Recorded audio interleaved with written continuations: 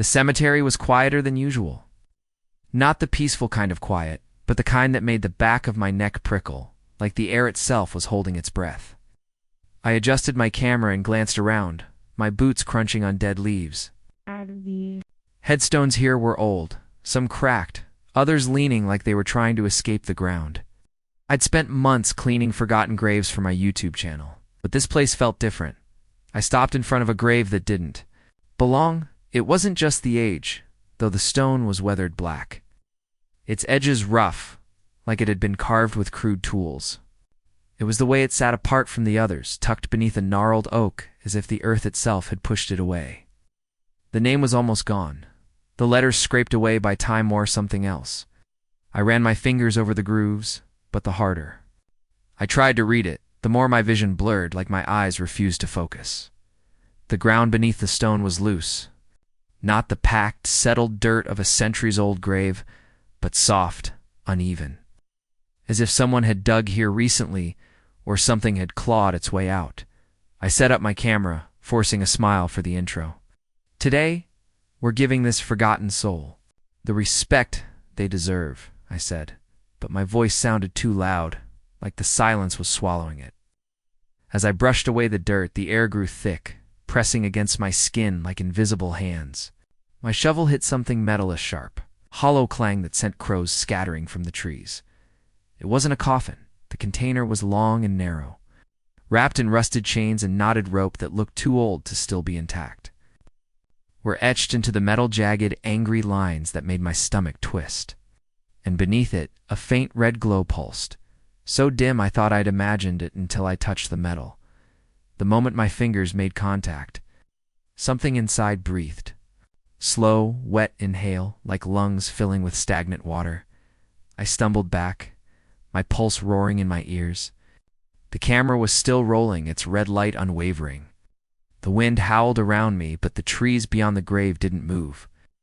Not a single leaf rustled. It was like the storm existed only here, only around me. I should have left. Should have. Packed up and never looked back, but I didn't, because now, after hearing that sound, after feeling the unnatural warmth of the metal under my fingertips, I needed to know what was inside. The next morning, I woke with dirt under my fingernails and a headache that pulsed behind my eyes like a second heartbeat. My sheets were damp with sweat, though the room was freezing, and my cat usually curled. At my feet was gone, his panicked yowls echoing from somewhere deep in the house. I checked my phone first, half expecting a flood of messages or missed calls. But the screen was blank, the battery dead despite being plugged in all night. The silence in the house was suffocating, like the walls were leaning in, listening. I stumbled to the bathroom, splashed water on my face, and nearly screamed when I saw the reflection in the mirror, not because of what I saw, but because of what I didn't. For a split second, my face wasn't mine. The eyes were black, hollow.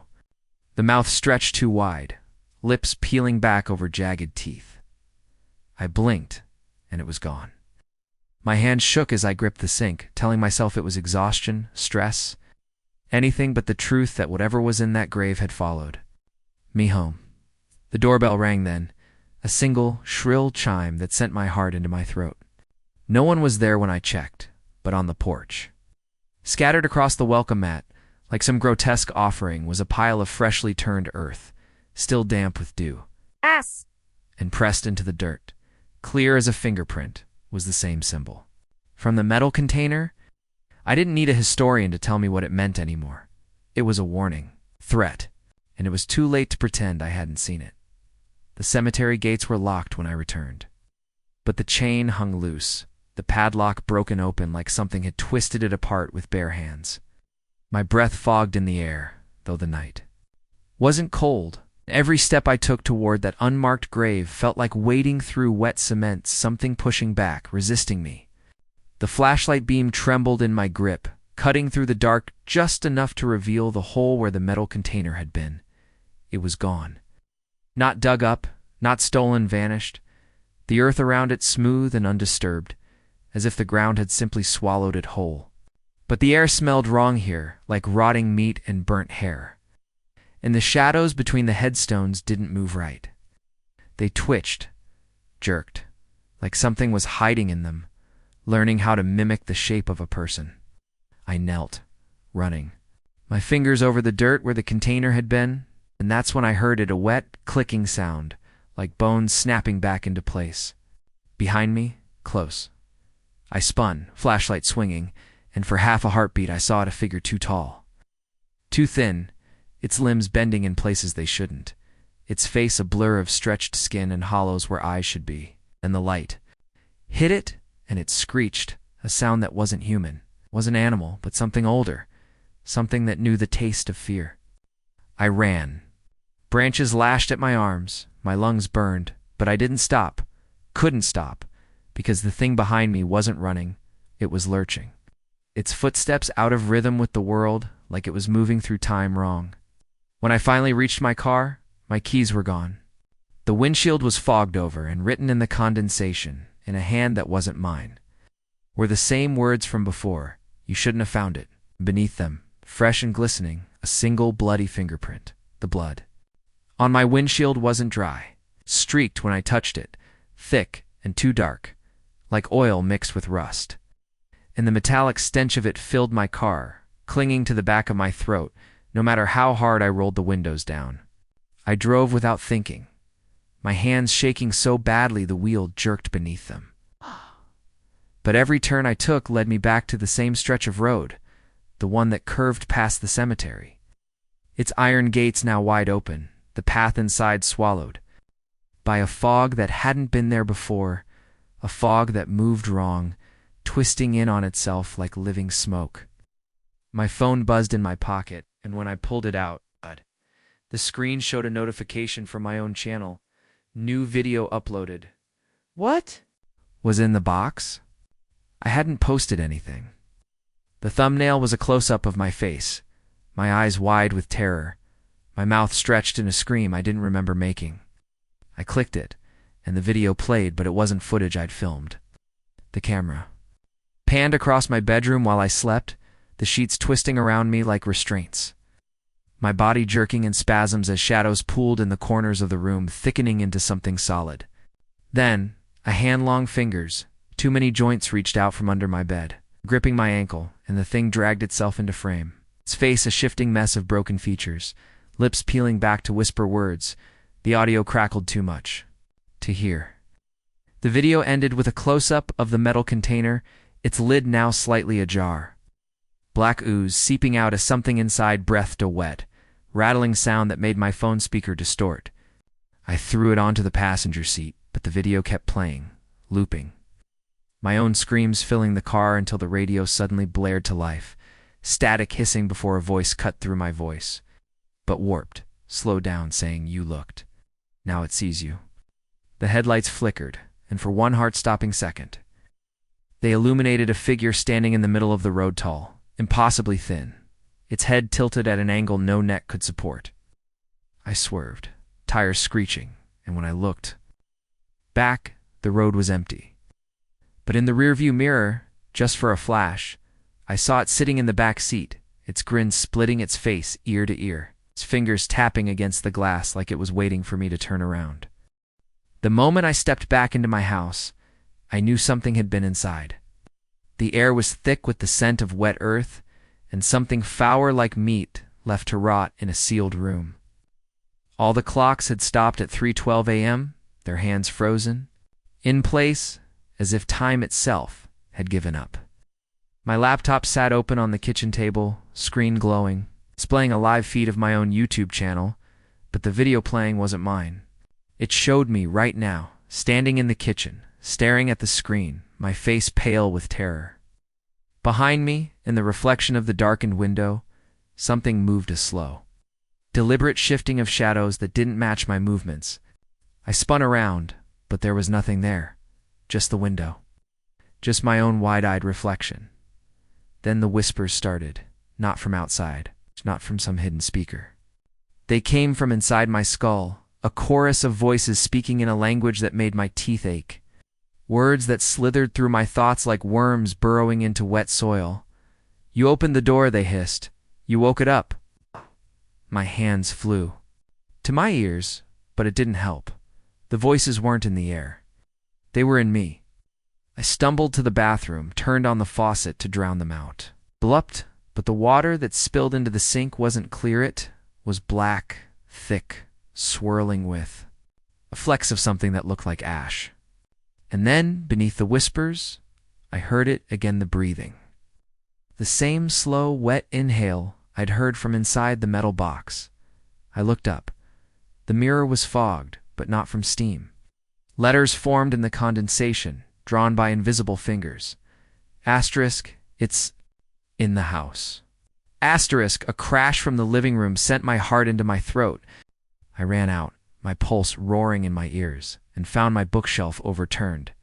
My furniture shifted, not knocked over, but rearranged, as if someone had remade the room while I wasn't looking. And in the center of the floor, where no object had been before, sat the metal container. It was open. The lid had been peeled back like the skin of a rotten fruit, the rusted hinges twisted apart by something far stronger than human hands. The inside was lined with symbols, not just carved, but burned into the metal, as if whatever had been sealed inside had spent centuries trying to claw its way free. And now it had. I didn't need to look inside to know it was empty.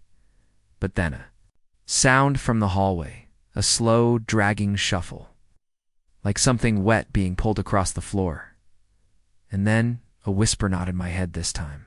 Real, physical, spoken from just beyond the doorframe.